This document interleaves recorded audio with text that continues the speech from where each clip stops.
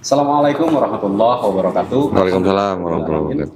Segala puji dan syukur kita panjatkan kehadirat Allah Subhanahu wa taala yang telah memberikan kita nikmat iman dan Islam yang sempurna dan luar biasa. Tidak lupa juga selawat serta salam semoga tercurahkan kepada Nabi kita, junjungan kita, suri tauladan kita Nabi Muhammad SAW. Alhamdulillah di kesempatan yang indah ini kami berkumpul di puncak Gunung Ciremai. Puncak Gunung Ciremai. Puncak Dieng ya. Dieng. Puncak Cisarua Bogor, kata nu bener banyak. Salah nih Google Map-nya. Beleguk sih ya. Nu penting mah di puncak. Alhamdulillah kami berada di Permata Alam Hotel yang ada di Cisarua Puncak Bogor. Jadi untuk sahabat semua, teman-teman yang berkunjung ke puncak jangan lupa untuk mampir.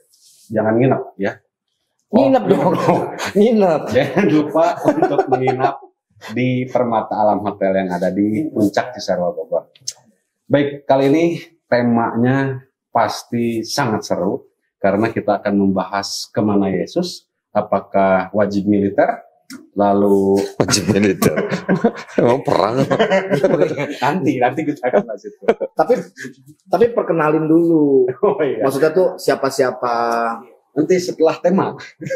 Oh iya ya. Yang pertama, kemana Yesus pada saat umur 12 tahun, apakah wajib militer ataukah ikut pesantren kilat atau apapun itu ya.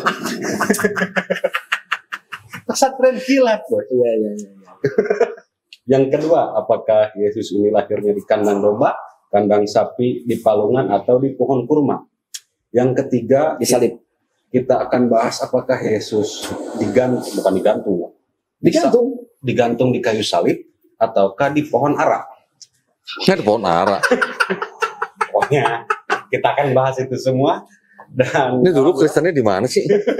Gue nggak tahu. ini pokoknya ngacapruk lah. Kecapruk. Pegel gua. Di sini saya berada bersama Bang Andre Mualaf Prince, terus ada Kodonditan dan juga ada Bang Taufik. Jangan lupa subscribe, like, and share sebanyak-banyaknya.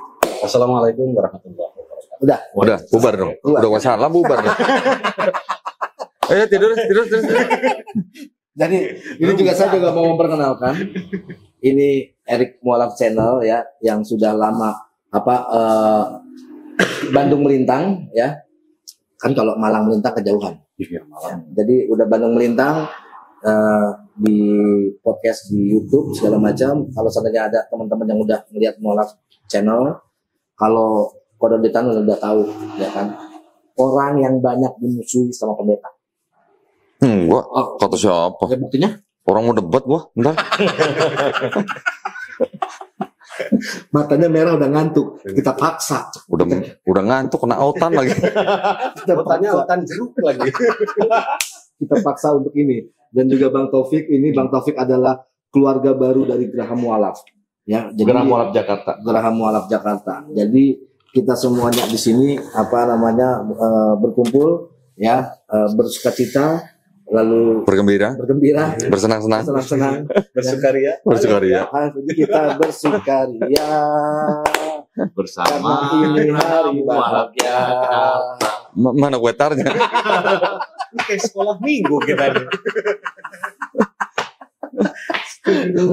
Begini kalau dia ngaco. kalau tiga bola kumpul begini. Iya. Oke. Sekarang apa tema pertamanya ini? Jadi biar nanti kita langsung serang pertanyaan ini langsung ke Kodonditan. Oke. Kelahiran Yesus. Kelahiran Yesus. Kira-kira Yesus itu lahir itu tanggal 25 Desember atau tidak? Kalau 25 Desember yang jelas nggak ada di Bible. Tapi yang jelas kelahiran di Matius sama kelahiran di Lukas, kelahiran Yesus ya.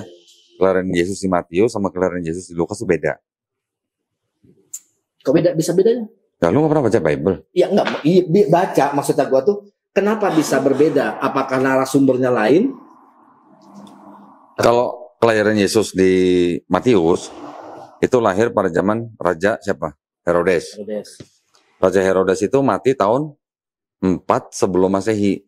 Sebelum Masehi ya. Berarti 4 tahun sebelum tahun Masehi.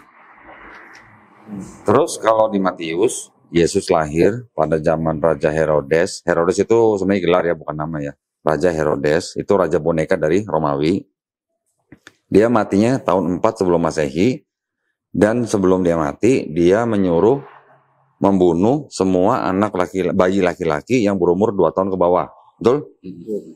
Berarti Yesus lahirnya kan sebelum Masehi. Iya betul. Ya kan? Ya. Kalau dia bilang 2 tahun ke bawah, berarti paling banter 2 tahun sebelum 4 sebelum Masehi. Berarti berapa? Tahun 6 sebelum Masehi kan? Iya. Catat ya, paling banter tahun 6 sebelum Masehi. Kalau di Lukas, Yesus lahir pada zaman Kirenius jadi wali negeri Syria. Ya. Menurut ahli-ahli sejarah, Kirenius jadi wali negeri Syria itu tahun 6 Masehi. Berarti kalau 6 sebelum Masehi sama 6 Masehi bedanya berapa tahun? Ya 12. 6 sebelum Masehi, 6 Masehi, berarti bedanya 12 tahun. Kok? Terus Yesusnya ada berapa gitu maksudnya? apakah narasumbernya ini berbeda atau ini kan apa ya untuk mendapatkan sebenarnya sama cuman penulisannya berbeda mungkin begitu kali. Ya mungkin sumber beritanya yang berbeda. Kan yang jelas penulisnya juga nggak tahu siapa. Matius, Markus, Lukas, Yohanes kan yang nulis anonim semua, nggak ada namanya. Saya bernama Matius menulis gospel ini untuk siapa kan juga nggak ada ayat begitu. Jadi semua penulis gospel itu anonim. Nah, karena Yesus di Matius digambarkan lahir sebelum Raja Herodes mati, berarti maksimal tahun 6 sebelum Masehi. Sedangkan di Lukas, Yesus lahir pada zaman Kirenius menjadi wali negeri Syria. Menurut ahli sejarah itu tahun 6 Masehi, berarti beda 12 tahun. Iya.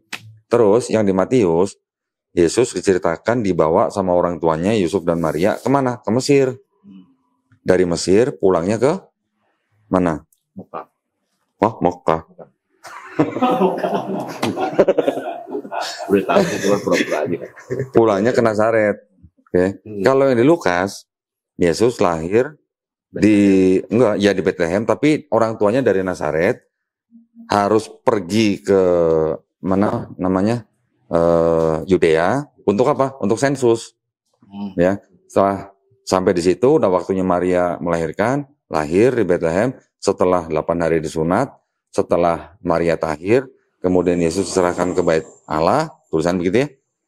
Pulang mereka ke Nazaret. Jadi dua-duanya memang akhirnya tinggal di Nazaret. Tapi yang di Matius Yesus dibawa ke Mesir, balik ke Nazaret setelah Raja Herodes mati, diganti oleh Herodes anaknya itu Arkelaus. Kalau di Lukas, zaman Kirenius sudah lahir di Bethlehem, balik lagi ke Nazaret. Jadi ada bedanya nih. Kalau di Matius Yesus pernah dibawa ke Mesir, kalau di Lukas Yesus nggak pernah dibawa ke Mesir. Jadi pertanyaannya, ya, jadi pertanyaannya ada berapa Yesus gitu, antara Matius dan Lukas? Gitu. Apakah ini Yesus yang sama gitu maksudnya pertanyaannya? Atau Gitu. mungkin Yesus Barabas yang di Matius, Yesus Kristus. Ngapain bicarain Yesus Barabas. tempat kelahirannya Yesus Barabas? Kan Yesusnya ada dua, Yesus Barabas sama Yesus Kan Kristus. Yesus Barabas ini ada di penjara. Kan sama-sama lahirnya bareng. Kok lahirnya bareng? Bareng orang di sini Barabasnya tertulis jelas kok. Bareng seumur lah sepantaran gitu. Teman main lah ya. Ya, main kelereng. Main kelereng. Ketepel. Main burung. Enggak, cuma gini loh. Sumber yang didapatkan oleh si Matius dan Lukas ini kok bisa berbeda? Maksudnya saya tuh Bang, nyender aja bang, nyender. Nah, santai aja bang, nyender. Nah, enggak maksud saya mau nanya ini bisa buat senderan enggak? Perasaan bantal ada dua. ini kayak begini. Kalau senderan di perut kan enak sih. Jadi Enggak itu buat ganjel monyet kan nanti monyet gendong sini. mentang-mentang dia badannya kurus. Ya. Kita begini nih tiga nih. Gimana? Gimana? Kita apa ini? Jadi gini kok. Maksudnya gini. Ini kan mereka mengatakan bahwa Bible ini adalah firman Allah. Firman Tuhan. Firman Tuhan. Sorry maaf. Firman Tuhan. Nah, firman Tuhan itu adalah sesuatu hal yang benar, ya kan? Yang ada istilahnya ada jalurnya dan sama lah. Kakak minum semua ya, gua sendiri minum. Ini nggak disponsorin ya, nggak di endorse ini. Cuma curang banget ya begitu dia. Jadi sensor aja. Nah. Teh lotom. Di blur. Teh apa? Teh lotom. Oh juga di blur juga nih. Oh,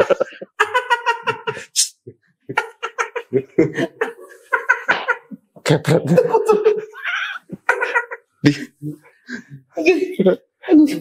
Bahasanya orang Sunda terlotop.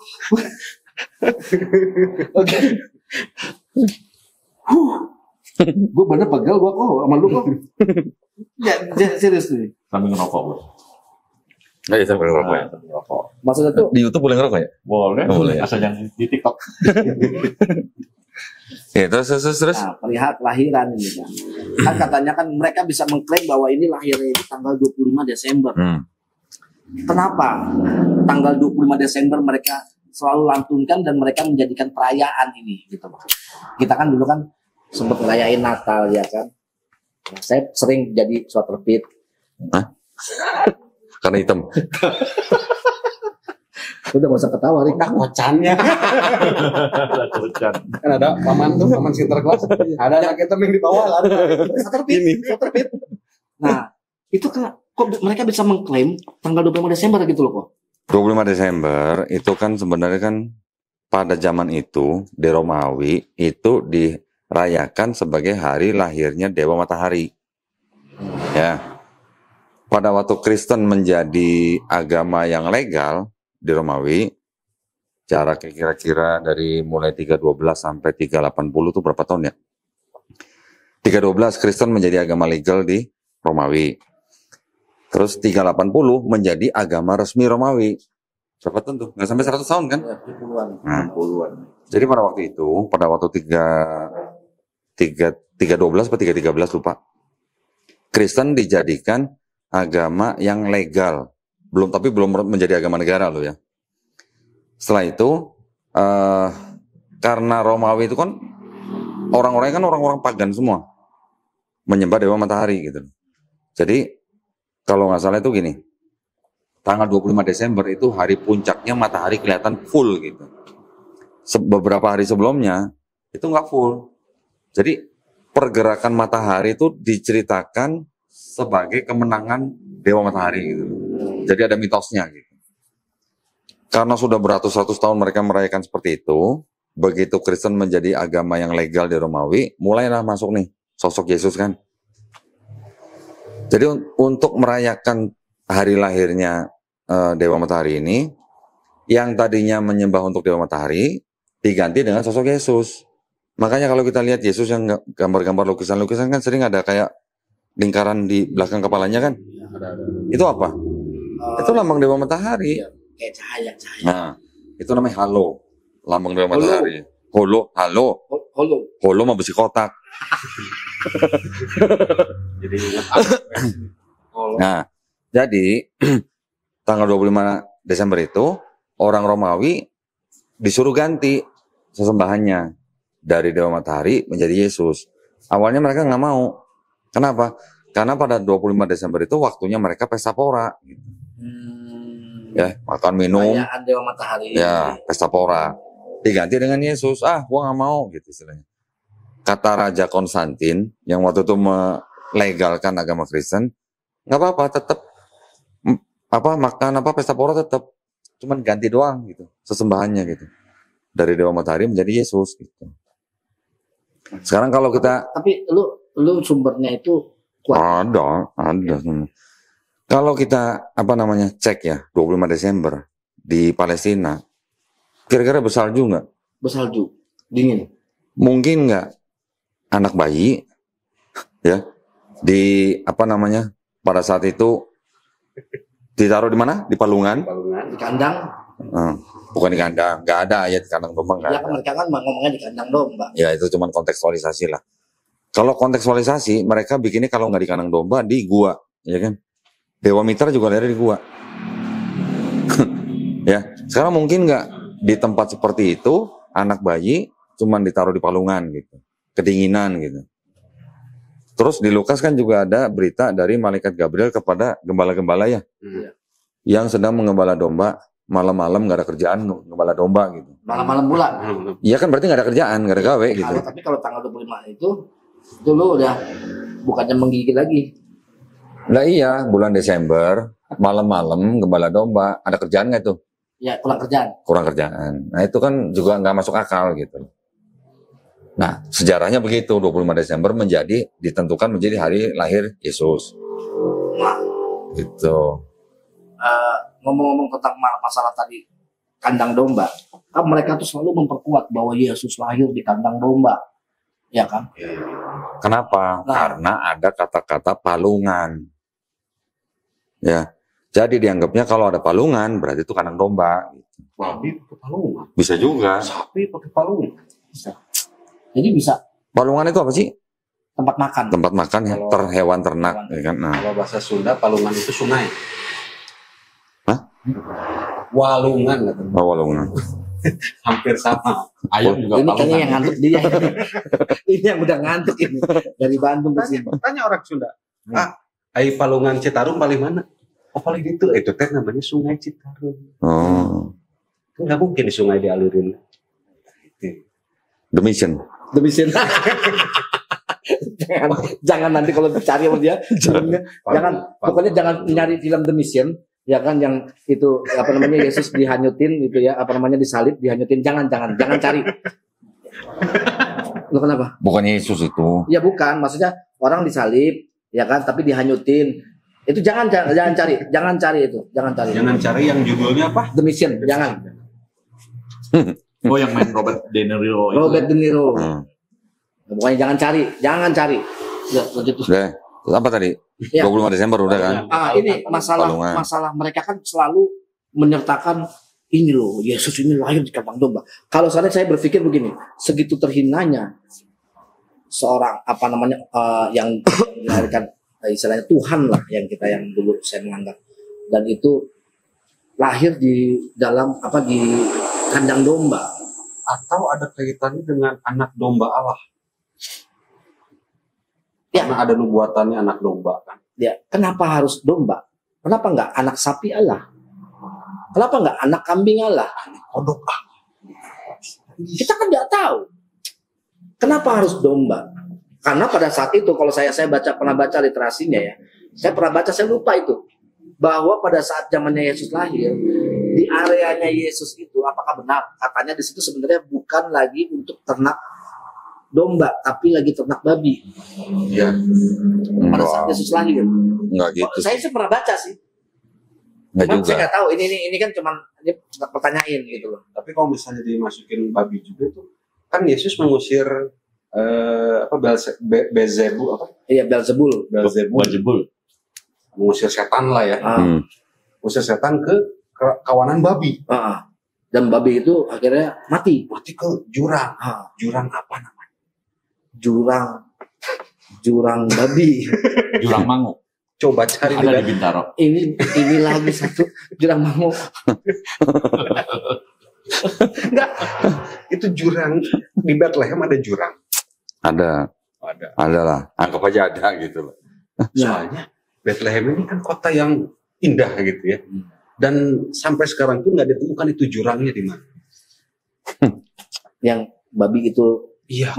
bedunduk ke bawah itu ya. Sayang itu babi. 2000 ya kalau nggak salah. 2000. Oh itu satu berapa tuh ya? Kali 2000 berapa tuh ya? Tapi ada yang menarik nih. Kisah mengenai Yesus pada waktu lahir pada zaman Raja Herodes yang di Matius. Kan Raja Herodes memerintahkan karena Raja Herodes merasa dibohongi oleh orang-orang Majus, ya, yang 3 raja itu, kan mereka bilang setelah mereka mendatangi Yesus, kan mereka tidak kembali ke Herodes, atau mereka langsung pulang, gitu kan? Ya. Di Matius 2:16 gini, gue bacain ya. Ketika Herodes tahu bahwa ia telah diperdayakan oleh orang-orang Majus itu, ia sangat marah. Lalu ia menyuruh membunuh semua anak di Bethlehem dan sekitarnya, yaitu anak-anak yang berumur 2 tahun ke bawah, sesuai dengan waktu yang dapat diketahuinya dari orang-orang Majus itu. Ya, ini Matius 2 ayat 16. Ini ada yang menarik. Tahu Krishna? Tahu Krishna tahu kan? Dewa Krishna. Ya, Nah, Dewa Krishna. Ini ada di kitab Atharwaveda namanya. Ya, ini gue bacain. Pada masa itu, Baginda Kansa berkuasa di negeri Mathura.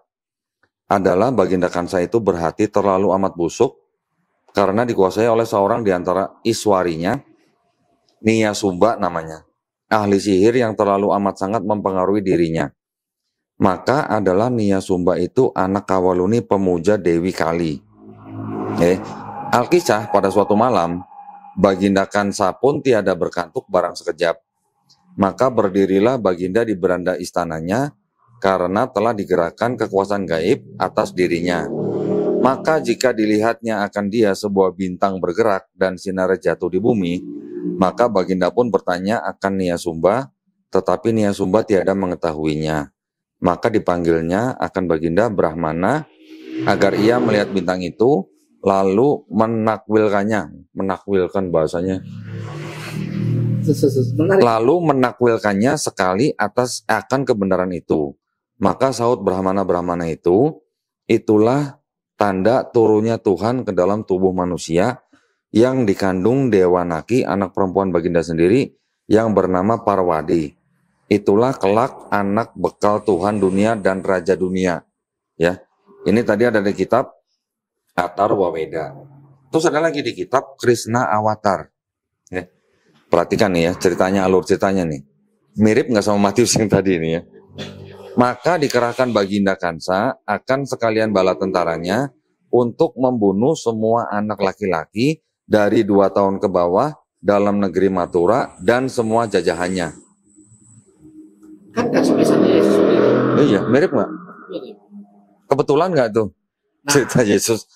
Ini Dari sini. Bible yang ada, yang tertulis, yang yang ada itu dari pertama itu duluan ini, maksud Ya pasti duluan dokumen Hindu lah. dokumen Hindunya ya. Iya jauh lah, berapa ribu tahun sebelum Masehi kan udah ada Hindu. Jangan. Aduh kaget gua. Apakah ini? Lu ngapain berisik sih? Bahwa mereka menjiplak. Jangan menjiplak, terlalu kasar. Plagiat. Enggak plagiat juga. Ih, dapat buku nih, ditulis bisa jadi. Ya, ini baru salah satu bukti. Nanti ada lagi di Markus. Markus ternyata mengadopsi cerita tentang Raja Dionysus dari negeri Iliad. Cerita itu udah beredar atau ditulis kira-kira abad ke-7, 8 sebelum Masehi. 7 sampai 8 abad sebelum abad Masehi loh ya. Itu udah ada cerita mengenai yang penyerangan ke kota Trojan, tahu ya, Trojan ya? Trojan. Achilles. Troy. Iya. Troy. Oh iya. Ada kan filmnya kan? Hmm. Jadi Dionysus ini bersama Achilles membantu raja yang istrinya dicuri oleh Paris dari kota Trojan. Terus Trojan diserbu, dikepung sampai akhirnya hancur. Dionysus ini pulang ke negeri Iliadnya, itu ceritanya banyak sekali yang sama dengan cerita di dalam Markus. Yang menulis Markus itu maklar kasus. ada lagi Kasus. yang menulis tentang Dionysus itu namanya Homer. Matius kok mirip sama Atharwaveda sama Krishna Avatar. Markus kok bisa mirip sekali dengan tulisan Homer tentang epics Yunani, yaitu mengenai Dionysus.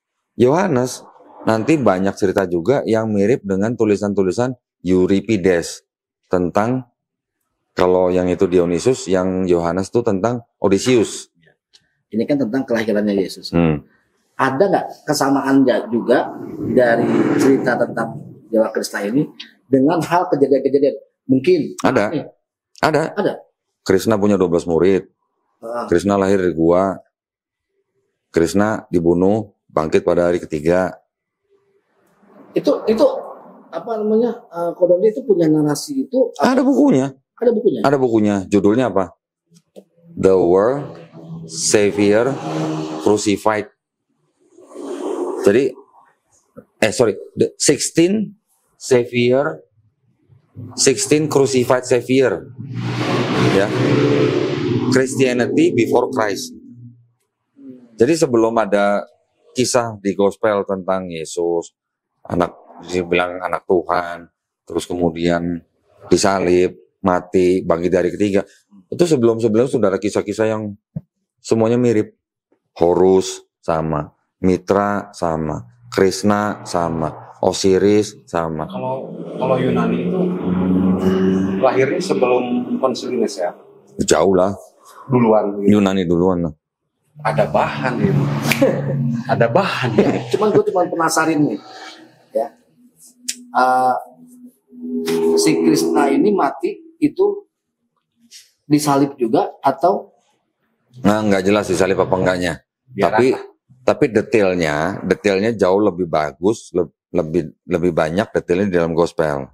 Detailnya. Bisa. Apa namanya? Kisah-kisah mengenai cerita-cerita pagan itu detailnya tidak sebanyak atau sebagus gospel. Tapi ternyata yang di gospel itu banyak menyadur dari kisah-kisah yang sebelumnya. Hal itu sebenarnya wajar. Pada zaman itu wajar yang namanya begini, contoh misalnya. Gue menulis nih, gue nggak nulis nama gue, tapi gue menulis mengatasnamakan orang lain gitu. Itu wajar. Itu kalau dalam bahasa Inggrisnya namanya forgery. ya? Tapi kan ini kan apa namanya firman Tuhan. Tapi gini, Dianggapnya firman Tuhan. kalau sekarang mah kurang ajar. Minum dulu ya, minum dulu. Bener gak, Pak? Kurang ajar. Kok pakai nama-nama orang sih, nulis? Kalau dulu kan wajar. Nama-nama orang itu diatributkan oleh bapak-bapak gereja di abad kedua. Orang Yunani bukan? Siapa? Iya. Bapak-bapak gereja. Yunani. Orang Yunani itu yang pertama Santo Papias mengatributkan Matius, Markus di tahun 135 Masehi. Orang kedua Santo Irenaeus di tahun 185 Masehi mengatributkan Matius, Markus, Lukas, Yohanes di bukunya Agens Heresis. Jadi nama-nama Matius, Markus, Lukas, Yohanes itu bukan nama-nama yang berasal dari si penulis, tapi nama-nama yang diatributkan oleh bapak-bapak gereja di abad kedua kepada 4 gospel itu. 4 gospel yang dikanon ke dalam Bible. Sebenarnya ada puluhan gospel lain gitu. Nah, apa namanya? Ini kan contohnya misalkan kayak Markus ya. Sebentar. Nggak sebelum ke situ berarti kan ada kodeks apa tuh? Kodeks Sinaiticus. kodeks itu kan. Ah. Itu kan semua bahasa Yunani. Iya, makanya kan ini tadi mau ke situ. Septuaginta, naskah asli Septuaginta. Nah, mereka kan pasti kan menuliskan sesuai dengan sejarah yang ada. Septuaginta, sejarah apa? Sejarah Yesus? Nggak ada. Nggak ada itu. Septuaginta itu terjemahan dari kitabnya orang Yahudi yang namanya Tanakh. Nah, Tanakh itu Torah, Nevi'im, Ketuvim. Bahasanya Ibrani. Diterjemahin ke bahasa Yunani menjadi kitab Septuaginta. betul. Itu dari abad ketiga, kedua, ke-1 sebelum Masehi. Terus beredar, terus kemudian mulai dari abad kedua, ketiga, keempat dikoreksi sama bapak-bapak gereja. Itu Septuaginta yang menjadi perjanjian lama. Oh. Sedangkan, paham sekarang. itu jadi perjanjian lama. Tapi Tunggu mana sebentar. naskah aslinya? Tunggu sebentar. Udah nggak ada semua. Tanah asli udah nggak ada. Septuaginta yang asli juga udah nggak ada semua. Terus gini, itu kan yang menjadi cikal bakal perjanjian lama. Sekarang perjanjian baru nih. Perjanjian baru kan ada 4 gospel. Terus kemudian ada 13 surat-surat Paulus. Tambah Ibrani. Terus tambah surat-surat yang disebut tulisan-tulisan rasul. Ya. Rasulnya ini tapi bukan rasul seperti pengertian kita dalam Islam ya. Rasul-rasul. Ternyata 4 gospel sama surat-surat Paulus itu yang ditulis surat-surat Paulus dahulu. Surat-surat Paulus itu udah mulai ditulis kira-kira tahun 48 Masehi. Oke. Kalau Yesus disalib kira-kira tahun 30 Masehi, berarti udah ada jarak 18 tahun semenjak Yesus nggak ada. 18 tahun ya. 30 ke 48 kan 18. Dari 48, 50, 52, 54 itu tulisan-tulisan Paulus. Kemudian gospel pertama kali baru ditulis sesaat sebelum Bait Suci yang kedua dihancurkan tahun 70 Masehi. Berarti kira-kira antara tahun 65 sampai tahun 70 sebelum Masehi. Dari 48 sampai 65 udah berapa tahun? 12 tahun ya? 12 tahunan, 12 sampai 17 tahun lah. Baru gospel pertama yaitu Markus yang ditulis. Bukan Matius. Markus dulu yang pertama ditulis. 10 tahun setelah Markus baru ada tulisan-tulisan yang disebut Matius dan Lukas yang ternyata menyadur dari Markus.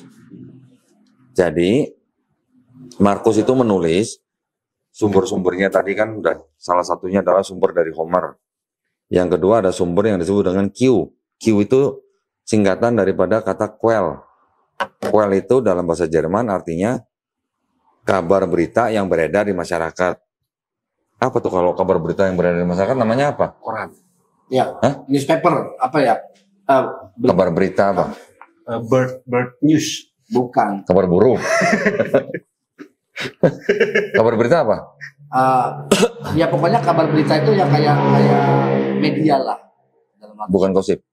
Ya gosip juga sih. Oh, gosip. Dalam arti gosip juga sih. Jadi Oke. omongan lah. Jadi sumber beritanya Markus adalah satu dari tulisan-tulisan epics, yang kedua dari Q, sumber atau kabar berita yang beredar di masyarakat. Tulisannya Markus ini disadur oleh Matius dan Lukas. Matius juga punya sumber sendiri dari Q juga punya sumber sendiri dari Matius. Lukas juga begitu, dari Q juga, dari Lukas. Jadi sudah ada berapa tuh? Markus, Matius, Lukas, sumbernya ada Q, Markus punya sumber sendiri, Matius punya sumber sendiri, Lukas punya sumber sendiri.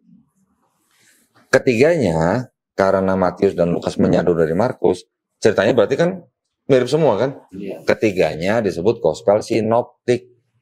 Nah, sinoptik nanti. Nah, karena di dalam 3 gospel ini nggak menceritakan Yesus sebagai gambarannya sebagai Tuhan gitu, nggak terlalu menggambarkan ketuhanan Yesus. Begitu ada Gospel Yohanes yang ditulis kira-kira tahun 95 Masehi, Gospel Yohanes ini yang selalu berbicara menceritakan Yesus selalu apa? I am gitu. Before Abraham was I am. Nanti ada lagi I am the Father are one gitu. Kurang lebih gitulah. Kebanyakan I am-nya atau I gitu loh. Menunjukkan atau menonjolkan keilahian Yesus gitu. Nah, kenapa nih ada Gospel Yohanes? Karena ditulis untuk melawan kelompok yang namanya kelompok Gnostik gitu. Kalau di Matius, Markus, Lukas, itu kan Yesus waktu manggul salib. Nanti itu berita nanti. Hah? Jangan disinggung dulu. Nanti. Ya waktu Yesus manggul salib Ya. ke Bukit Golgota kan dibantu sama Simon orang Cinere. Kinere. Oh, Kirene. Gua jadi Kinere. Oh, kenapa jadi Cinere ya? Karena dekat sini. Dekat Ciawi. Di 3 gospel itu, waktu Yesus manggul salib ke Bukit Golgota kan dibantu oleh Simon orang Kirene. Di Yohanes nggak ada. Nama Simon orang Kirene itu nggak ada. Kenapa? Karena Gospel Yohanes ini untuk melawan kelompok Gnostik. Salah satunya adalah kelompok Basilidean.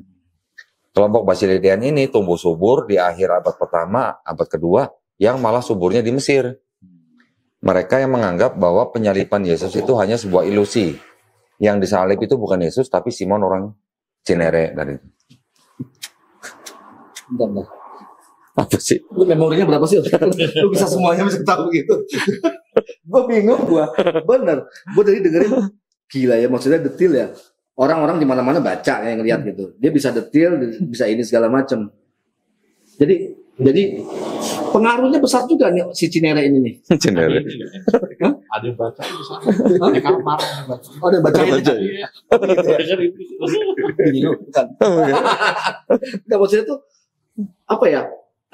Pengaruhnya juga kan kita juga nggak tahu apakah kan situ kan kalau diceritakan itu kan bahwa dia sudah membantu Yesus, tapi tidak ada tertulis bahwa dia mengembalikan kayu salib atau tidak. Diserahkan ke Yesus. Diserahkan gitu. ke Yesusnya. Yeah. Kan kita nggak tahu. Itu nanti kita bahas. Oh, itu nanti. Ini masih dalam status kelahirannya. Nah, Yang masih banyak sumber yang simpang siur lah. nah, kalau diperhatikan nih, kalau kita udah baca 4 gospel, terus kita baca surat-surat Paulus nih, kan tadi saya bilang bahwa yang ditulis pertama tuh sebenarnya surat-surat Paulus dulu kan. Pernah nggak baca di surat-surat Paulus nyebut-nyebut Matius, Markus, Lukas, Yohanes? Pernah nggak? Nggak pernah. Nggak pernah. Bahkan di Matius ada cerita waktu Yesus bangkit, kuburan mayat-mayat orang kudus bangkit dari kubur kan, masuk kota Yerusalem kan. Iya. Paulus nggak pernah cerita. Kenapa? Padahal Paulus orang situ gitu.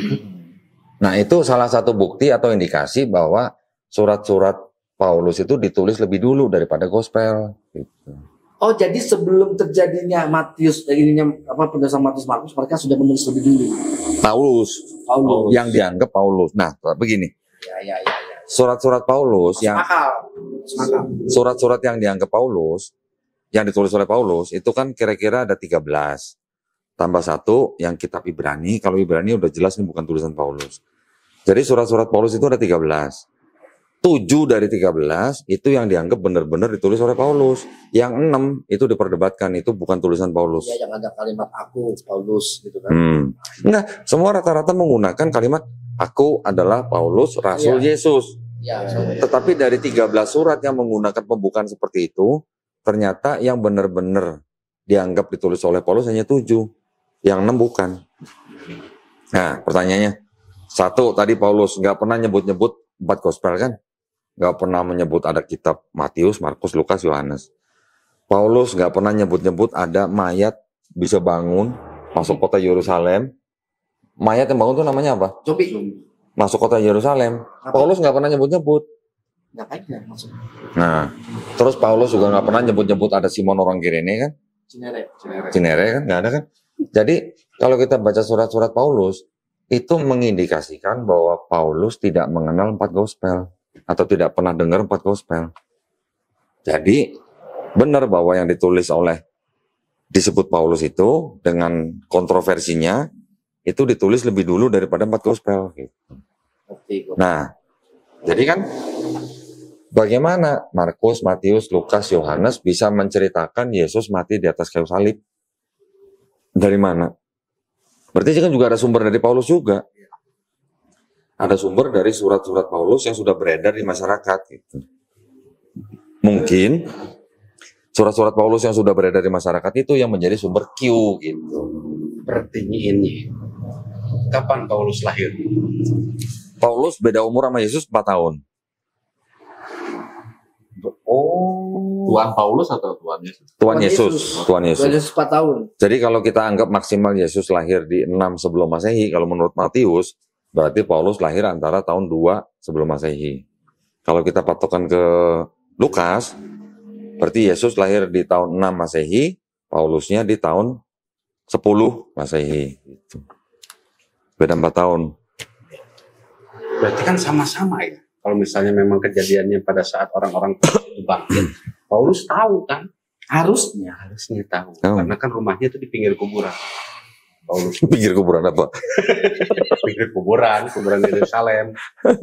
Kan tahu gitu. Kalau diceritain gitu kisah para rasul tuh gak lengkap. Nah, dari perihal kelahiran ya. Ini kan orang Bandung ya? Bandung bener pusatnya Syiah. Bener gak sih? Aneh oke. Apa semuanya? Bener emang? Aing oke ada. Sia tongkit tuh aing. Enggak, bukan orang Bandung biasa kalau marah sama orang beguk Syiah gitu. Sia. Goblok Syiah. Gua nggak konsen. Ngantuk. Gua pikir Ngantuk. masalah otak ya. Ngantuk. Ya, tunggu dulu ini gua mau akhirnya gua hilang kan pertanyaannya. Ini biar cair aja ya. Ya biar cair gua juga hilang pertanyaannya. I'm curious. You know, I'm curious. Anak. I'm curious for the Bible. Ya. Harla wela. Jadi gini maksud gue. Kan juga lupa beneran kan? Oh iya. Nah, maksudnya gini, dari segi kelahiran Yesus. Ya, banyak tadi yang disertakan. Sebenarnya Paulus sendiri yang bikin cerita tentang masalah ini segala macam, nggak taunya belum tahu namanya Matius, Markus, Lukas sendiri itu kayak gimana? Enggak. Dari kemana sih? Oh ini. Tapi ada satu yang dimirip-miripin tuh. Muridnya Yesus tuh satu. Siapa? Dimirip-miripin apa maksudnya? Bukan. Muridnya Yesus yang Matius, yang pemungut cukai itu. Matius, Lewi ada di Lukas kan? Nah Matius, apakah Matius yang di Lukas? Lewi ini kan disebut Matius disebut Lewi. Kalau tradisinya begitu. Matius itu nama lainnya adalah Lewi, anak Lewi. Lewi nama lainnya, nama Yahudinya. Matius kan nama Romawi. Si Matius nanaonan atunya. Hah? Si Matius teh nanaonan gitu tuh. Mamawa si Lewi. Tah nu kieu ieu nyelir. Liar. Nu moal ngararti nu karari kieu. Jadi kedah aya hiji anu tiasa. Bahasa apa sih? Tos, bios. Orang lain teraskeun deui mangga. Ya. Sok. Jaskeun. Gue cuma tahu begitu doang. Gue taunya Harlawela. Tapi tadi kan dia cerita ada roti, ada anggur. Di Yohanes 6, 51 sampai 54 itu kan. Inilah tubuhku dan darahku. Makanlah tubuhku dan darahku untuk mengingat aku. Barang siapa makan tubuh dan darahku akan memperoleh hidup yang kekal. Gitu kan. Ternyata Dewa Osiris, tubuh dan darah Dewa Osiris juga dilambangkan dengan roti dan anggur. Siapa yang makan tubuh dan minum darah Osiris yang dilambangkan dengan roti dan anggur juga memperoleh hidup yang kekal. Kebetulan nggak itu Yohanes nulis begitu? Terinspirasi oleh Kalau kebetulan kan ya ada kesalahan sedikit. Lo ini ngeplak. Jadi kebetulan nggak? Ceplak, flat, ngono lo. Kebetulan nggak? Oh, gitu. Itu bukan kebetulin. Apa namanya? Itu namanya plagiat. Enggak. Kalau Kang Erik bilang, lihat, seru, ditulis. Kalau zaman sekarang tuh udah kena hak cipta. Nah, Jadi harusnya kan copyright, Copyright. ya kan? Nah mereka itu adalah right to copy. kenapa nggak di-banned ya? Nah itu dia. Gak di dismount lagi kan? Nggak di diskon. Ini habis kena nggak bisa diskon ya. Kesannya kayak gue banget ya. 3 bulan nih. Kenapa di Katolik itu ada Minggu Palma dan kenapa di Bible itu ada daun palem yang dikibas-kibaskan ketika Yesus mengambil keledai orang lain? Kan apa tuh? Lalu orang-orang Waktu Yesus naik keledai maksudnya. ya, Yesus naik keledainya kan nggak tahu dari mana. Ada 4 sumber yang berbeda. Tiba-tiba mengambil daun palem. Artinya kan di situ ada kebun kurma. Banyak pohon palem. Emang palem kurma? Sawit. Bahasa Inggris kurma palem.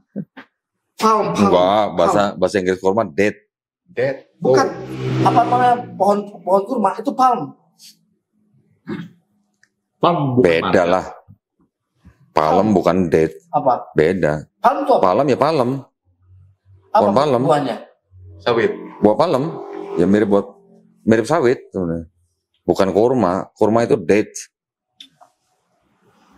Nah, ya, ini apa namanya? Dari pertanyaan. Nah, tapi gini. Kan kalau Kristen bilang atau menanyakan gimana ceritanya di Bethlehem banyak pohon kurma gitu kan. Ya. Baca di Perjanjian Lama. Kira-kira jarak 20 sampai 25 kilo sebelah timur Yerusalem itu ada kota namanya Yeriko. Yeriko itu dikenal sebagai kota korma. Ya. Kan diceritakan kan Maryam kan untuk menyingkir sementara kan ke tempat yang banyak pohon korma. Nah, ada kemungkinan besar yaitu kota Yeriko atau tidak jauh dari Yeriko. Karena Yeriko itu termasuk tanahnya rendah dan banyak pohon korma.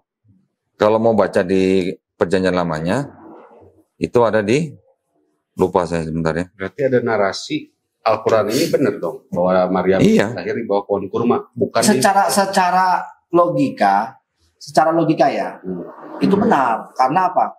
Pada masanya Yesus lahir itu kan bukan musim dingin, ya. Terus gue baca juga ada di Matius berapa ya, bahwa para majusi itu datang ke rumah itu bukan kandang, ya ke rumah. ya kan? Ke rumah itu bukan kandang. Jadi sebenarnya ada beberapa yang ayat yang benar, ya. Mungkin yang lain ada ditambahkan segala macam. Jadi pokoknya ya ini begini, ya udah ini begini. Walaupun berbeda kan ditulis. Nih adanya di Hakim-Hakim 1 ayat 16. Keturunan Hobab, ipar Musa, orang Keni itu maju bersama-sama dengan Bani Yehuda dari kota pohon korma ke padang gurun Yehuda di tanah Negeb dekat Arad. Lalu mereka menetap di antara penduduk di sana. Ulangan 34 ayat 3. Tanah Negeb dan lembah korma, lembah Yeriko, kota pohon korma itu sampai Zoar tuh. Jadi Yeriko itu adalah yang disebut dengan pohon korma. Kalau Yerusalem itu di dari arah Laut Mati itu kira-kira kan ke barat apa ya? Antara barat sama utara gitu lah ya. Namanya barat apa itu? Barat Daya. Barat Daya. Kalau Yeriko itu persis di atasnya Laut Mati. Gambarnya kurang lebih begini. Iya, pernah. Ya. Ini Yerusalem, ini Yeriko. Yeriko ini banyak pohon korma. Nah, jadi Maryam waktu mau melahirkan Isa Al-Masih itu ke sini dulu. Di sini banyak pohon korma gitu. Ada sungai juga kan? Ada sungai juga. Jadi ini termasuk tanah yang lebih rendah daripada Yerusalem. Di Quran kan disebutkan bahwa Maryam kan disuruh untuk ke tanah yang rendah. Ya kan? Dan banyak pohon korma. Di bawahnya ada sungai, bukan sungai. Ada pohon kurma, goyangkanlah dan nanti keluar air dari bawah pohon kurma itu untuk kamu minum. Kira-kira literasinya seperti itu.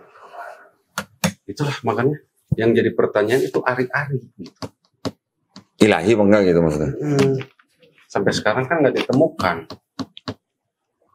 Nah, nyambung tadi yang ke ketika Yesus sudah beranjak dewasa, ya entah kemana lah itu kulub dan ari-arinya, kita hilangkan dulu.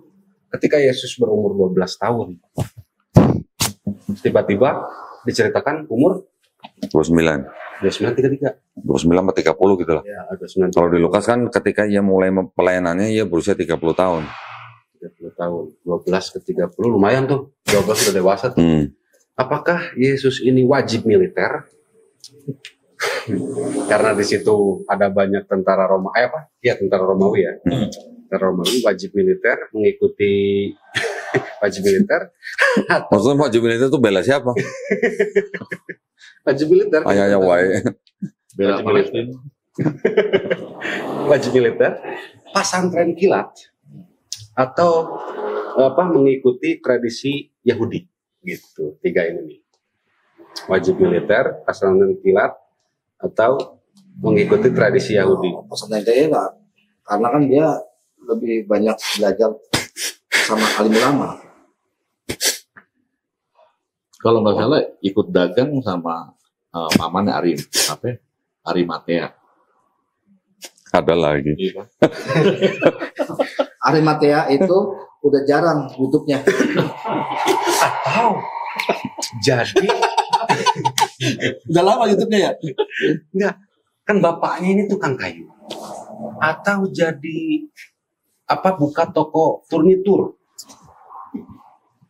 Lu mentang-mentang dia dari pohon itunya. Enggak beneran. Karena kan Yusuf banyak kan orang bahkan di Bible tuh ada bilang si anak tukang kayu. Iya, betul ya kan, si anak tukang kayu. Nah, apakah pada saat umur tidak menyebarkan ya, tidak mengajarkan firman gitu. Kemana itu? Wajib militer. Jadi 4 nih ya, wajib militer, pesantren kilat, ikut tradisi Yahudi, atau jadi tukang kayu, bikin pintu, kusen. Ya, kalau pakai bahasa gua ya probably he become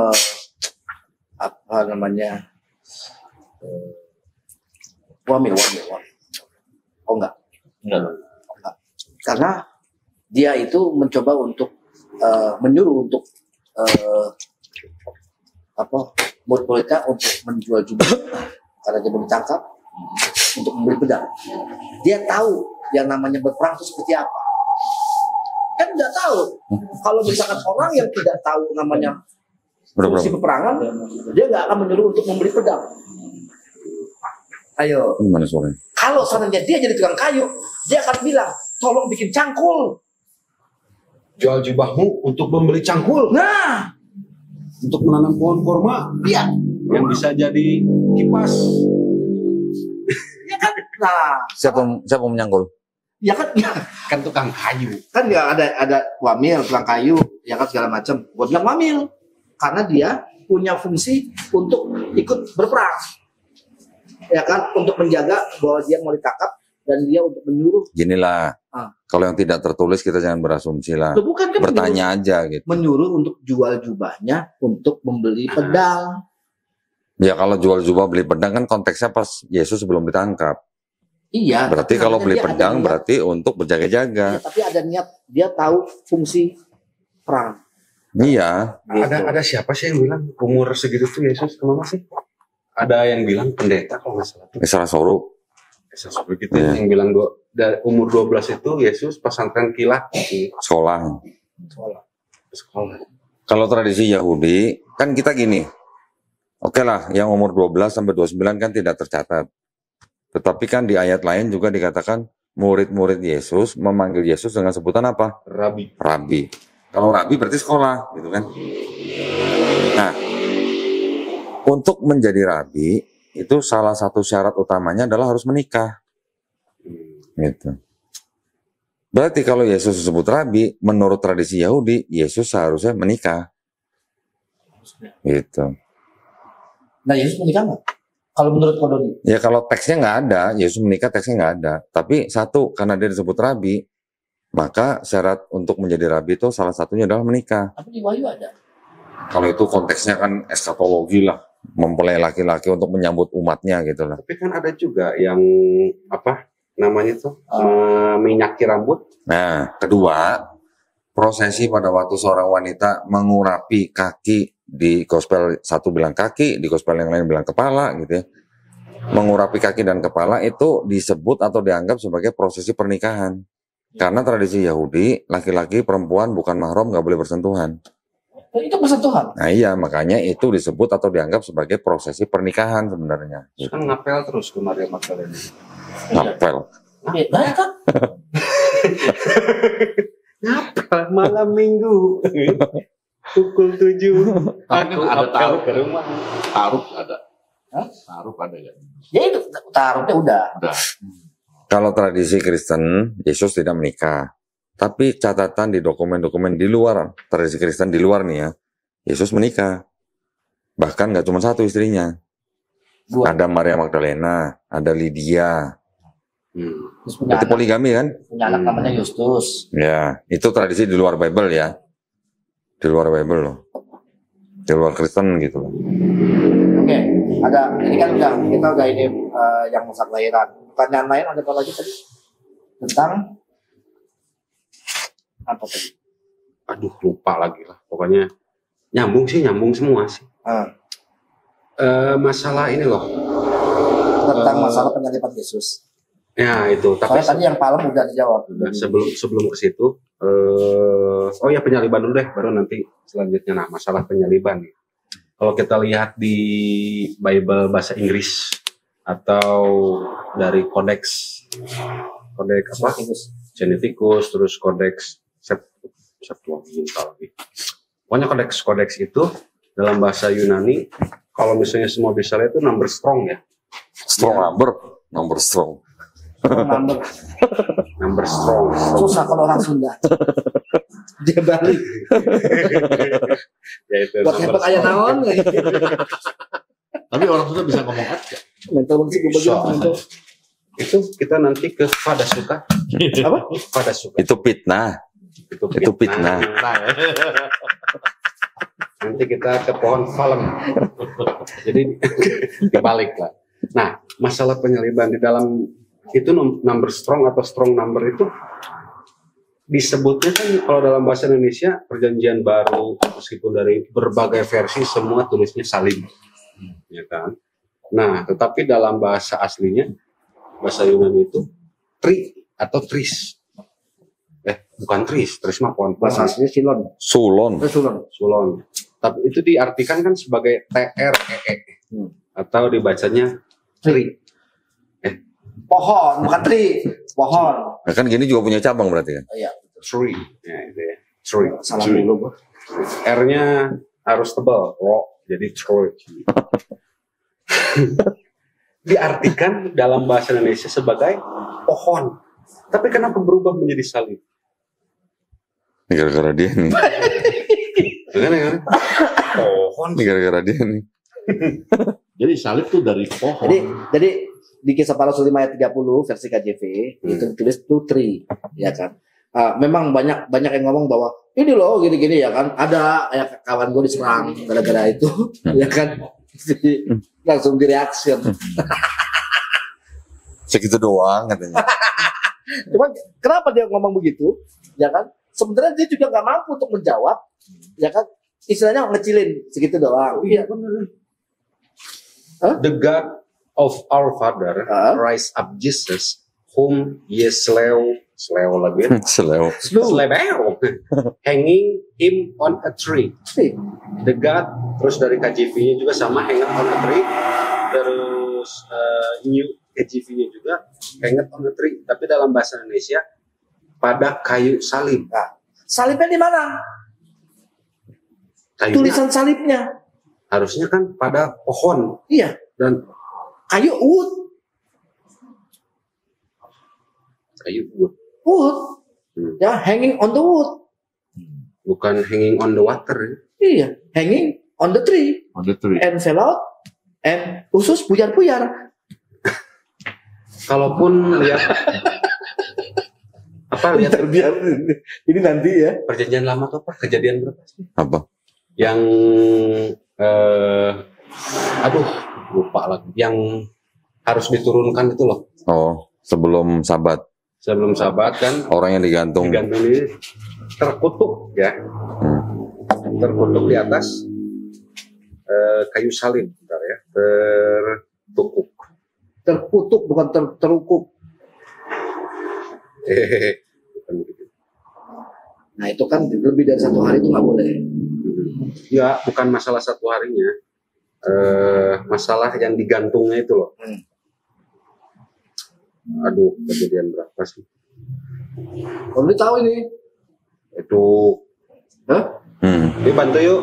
Kejadian tadi. Jadi apa? Prok. Pusing Yang tadi nyeri. tuh kejadian. Terkutuklah orang yang Bantuin apa? Nah itu lagi nyari. Oh, nyarinya itu.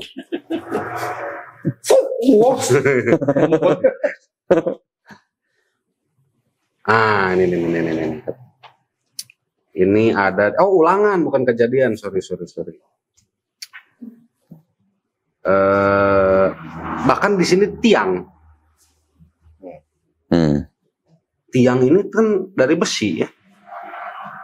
Beda. Kalau tiang itu saya. Bali. Tiang tuh orang bukan? Saya. Di tempat gua tiang tuh orang. Tiang pundi. Yang pun di Cilacap. Oh, up on the tree itu. Hah? Up on the tree. Iya. Jadi juga up on the tree. Up on the tree juga. Gak percaya sih. Ini perjanjian lama loh ini. Ayo. Ayo kemana? Ya. Ayo up on the tree. Nggak ginilah. Kita nggak usah. Yang kita harus perkarakan itu bukan tree, itu kayu salib, pohon atau besi atau apapun lah. Atau tiang jemuran, ada yang bilang tiang jemuran, jangan lah ya, jangan tiang jemuran lah. Yang listrik jangan. Yang harus kita permasalahkan itu bukan pohon atau kayu salibnya. Tapi yang harus kita permasalahkan itu Yesus kan dianggap Tuhan. Ya kan, dia mati. Kemudian pada hari ketiga itu bangkit sendiri atau dibangkitkan? Coba baca ayatnya. Bangkit sendiri atau dibangkitkan coba? Itu tadi Kisah 5:30. Kisah Para Rasul 5 ayat 30. Coba dibaca. Raise up atau pakai bahasa Indonesia juga nggak apa-apa.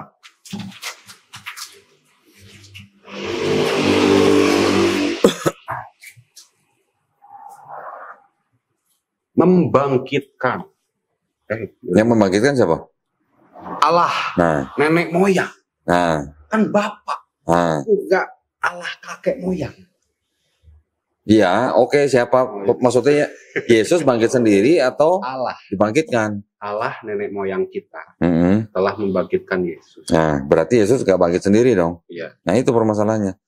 Tuhan, kalau dianggap dia berkuasa atas maut, mati, pada hari ketiga, bangkit, tapi ternyata dibangkitkan, bukan bangkit sendiri, gitu. Begitu juga di 1 Korintus 6 ayat 14 coba. 1 Korintus 6 ayat 14. Benar nggak? Iya, bacanya gimana?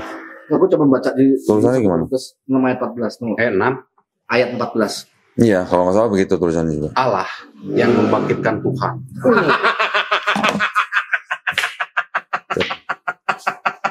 Jadi kalau Yesus Tuhan, kok nggak bisa bangkit sendiri gitu? Kenapa harus bangkitkan gitu? Tulisannya gimana? Allah yang membangkitkan Tuhan. Dalam bahasa Inggris, and God. Tapi God rise the Lord. Iya.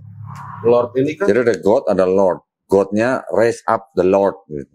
Lord Rangga gitu. Almarhum. Oke, itu ya, udah cukup ya. 1 jam. Udah 1 jam ya. Oke, habis membangkitkan ini, tiba-tiba ada salah satu murid bilang bahwa Yesus duduk di sebelah kanan. Ada Bapak. Itu Stefanus. Aku bukan Stefan. Stefanus yang lihat Yesus duduk di sebelah kanan. Indigo. Ya nggak tahu ya gimana caranya Stefanus yang di bumi bisa melihat Yesus duduk di sebelah kanan. Apa pertanyaannya sebelah kiri siapa gitu? Di sebelah kiri itu ada apa? Orang-orang yang kambing, kalau nggak salah. Kambing. Yang dianggap yang sebelah kanan domba, sebelah kiri kambing. Oh. Ya gitulah. Domba dan kambing ini kan. Oke, cukuplah gitu ya. Oke. Terima kasih ya. Oh iya, yang buka lu, yang tutup. Wah. Yuk, Ya. kita sama-sama berdoa. Allah Bapa kami yang berada dalam kerajaan surga. Oh, itu dulu ya. Ini aja, pokoknya ini kan obrolan ya, obrolan tapi mungkin ringan obrolannya, tapi pertanyaan-pertanyaan yang tadi di apa namanya diungkapkan, mudah-mudahan membuat orang menjadi berpikir gitu aja, Ya. membuka pikiran orang gitu ya. Harusnya.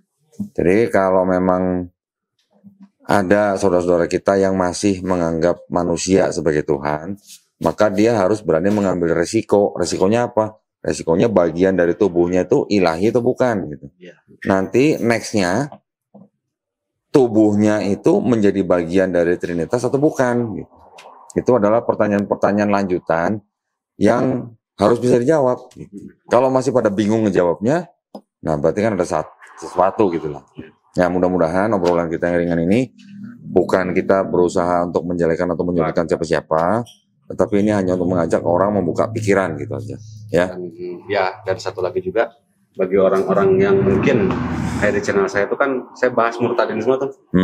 Murtadin nggak mungkin lah sampai baca sampai sini. Baca apa? Baca Bible sampai sini nggak mungkin, karena kalau mereka berpikir tuh para murtadin ada ayat yang tadi tuh Allah membangkitkan Tuhan. Berarti kan ada lebih kuasa daripada Tuhan. Kenapa menyembahnya malah ke Tuhan yang disebut Allah? Allah Tuhan Yesus, Allah yang hidup. Ini nggak make sense. Jadi para murtadin pun harusnya lebih banyak berpikir lagi gitu. Dan untuk teman-teman yang Muslim pun sebelum murtad tuh baca dulu lah Bible kayak gini ya, ayat-ayat seperti ini. Jadi mereka berpikir, oh iya ya, oh di Bible pun Allah yang membangkitkan Yesus, bukan Yesus membangkitkan diri sendiri. Kayak gitu. Oke. Ya udah. Oke. Ini satu lagi belum mantap. Apa pesan dan kesan sebelum murtad? Gak bakal murtad. maksudnya tuh nggak bakal murtad kan? Ini yang Muslim itu bilang nggak akan murtad karena sudah tahu ilmu-ilmu di dalam Bible itu seperti apa ya. Bentar. Kaki gue mana kaki? Kaki. Guyon. Canda. Udah mati satu tuh kameranya. Oke, terima kasih. Oke, mohon undur diri dari sekian banyaknya obrolan ini menjadi bahan manfaat juga, bahan renungan ya, bahan apa namanya buat inspirasi buat Iwan Villa semuanya. Oke, terima kasih malam ini. Insya Allah besok kita akan lanjut lagi. Ya. Mohon undur diri. Wassalamualaikum warahmatullahi wabarakatuh. Waalaikumsalam warahmatullahi wabarakatuh.